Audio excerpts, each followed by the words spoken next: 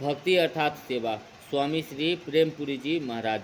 ये तो ईश्वर विषयक परानुशक्ति परम प्रेम को भक्ति कहा गया है। फिर भी जिसमें प्रेम होगा उसकी सेवा का होना स्वभावतः अनिवार्य है। अतएव भक्ति शब्द का तात्पर्य है सेवा। किसी भी कर्म का संबंध भगवान के साथ हो जाने पर वह कर्मयोग बन जाता है और इसी का दूसरा नाम है भक्ति। इसे स्पष्ट करने के लिए एक लोक गाथा का उद्भूत किया जाता है। एक देहाती किसान ने उस समय के एक प्रसिद्ध संत के समीप विधिवत जाकर जिज्ञासा की कि हे भगवान, मुझे दीनहीन अकिचन पर दया कीजिए और मुझे आनंद कंद प्रभु की प्राप्ति का उपाय बताइए। नव प्रसूता गाय बछड़े को देखकर जैसे पिन्हा जाती है, वैसे ही संत भी भोले भाले जिज्ञासु को देखकर प्रसन्न हो गए और सुधासनी वाणी में बोले, प्रभु के प्यारे, जगत के अन्नदाता कृषक देव, मन वाणी तथा कार्य से जो कुछ करे प्रभु के लिए ही करे। आपके अधिकार अनुसार आपके हिस्से में आया हुआ कृषि कर्म आपके लिए आवश्यक कर्तव्य है। आपके स्वभाव अनुसार आपके लिए नियत इस कर्म को प्रभु की आज्ञा का पालन करने की नियत से करते रहने पर पाप, अपराध एवं रोग आदि के होने की संभावना ही नहीं रहती। यद्यपि इस कार्य को वर्षा, शीत, आफत आदि में खुले आकाश के नीचे खड़े पैर घोर परिश्रम के साथ करना होता है। इतने पर भी सफलता की कोई गारंटी नहीं। मेघ देवता का मुख ताकना पड़ता है। इस प्रकार यह कर्म अनेक दोषों से युक्त है, तथापि आपके लिए यह सहज कर्म है। अतः इसे न करने के संकल्प को मन में स्थान न देना। अपने सहज कर्म का त्याग करने से प्रभु की आज्ञा का उल्लंघन रूप अपराध होता है और करने का अभ्यास छूट जाता है। आलस्य आदि भयंकर रोग शरीर में घर कर लेते हैं। इस तरह के अनेक दोष कर्म न करने में भी है। अतएव न करने से करना ही श्रेष्ठ है।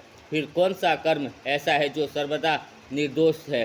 सभी तो घूम से अग्नि की भांति दोषों से घिरे ही रहते हैं।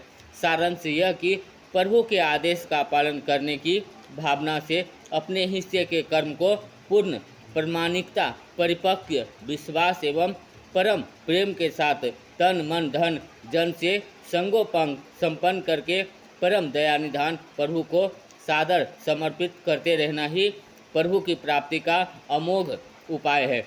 जिस गांव में वह किसान रहता था, उसमें किसी ज्योतिषी ने भविष्यवाणी कर दी थी कि यहाँ 12 वर्षों तक वृष्टि होने का योग बिल्कुल नहीं है। ज्योतिषी महाराज की बात सुनकर लोगों में हाहाकार मच गया। उस कृषक ने सोचा कि सब की तरह रोने चिल्लाने से तो अपना काम चलेगा नहीं। यह तो गुरुदेव के उपदेश का आचरण में उतारने का अमूल्य अवसर प्रभु कृपा से प्राप्त हाथ लगा है। इसे सार्थक कर लेना ही बुद्धिमानी है। कसौटी बार बार थोड़े ही हुआ करती हैं, इसमें कसे जाकर पार होना ही सार है। ऐसा निर्णय करके वह अपने हल बैल आदि लेकर खेत पर पहुंचा और लोग क्या कहेंगे इसकी कुछ भी परवाह न करके सूखे खेत को बीजोरोपण के लिए तैयार करने में तत्पर हो गया। आकाश मार्ग से जाते हुए मेघ देवताओं को उसे ऐसा व्यर्थ श्रम करते देखकर आश्चर्य ही नहीं हुआ, अपितु उसकी नादानी पर उन्हें तरस भी आया। कौतूहलवश एक मेघ देवता ने नीचे उतरकर कृषक से पूछा, इस व्यर्थ के परिश्रम से क्या अभिप्राय है? कृषक बोला, प्रभु की आज्ञा का पालन, काम करने की बान को बनाए रखना, आलसी न बन जाना इत्यादि अनेक अभिप्राय इस व्यर्थ व्यवसाय के हो सकते हैं। किसान की बात बादलों को लग गई कि कहीं हम भी अपने बरसने की आदत को भूल न जाए।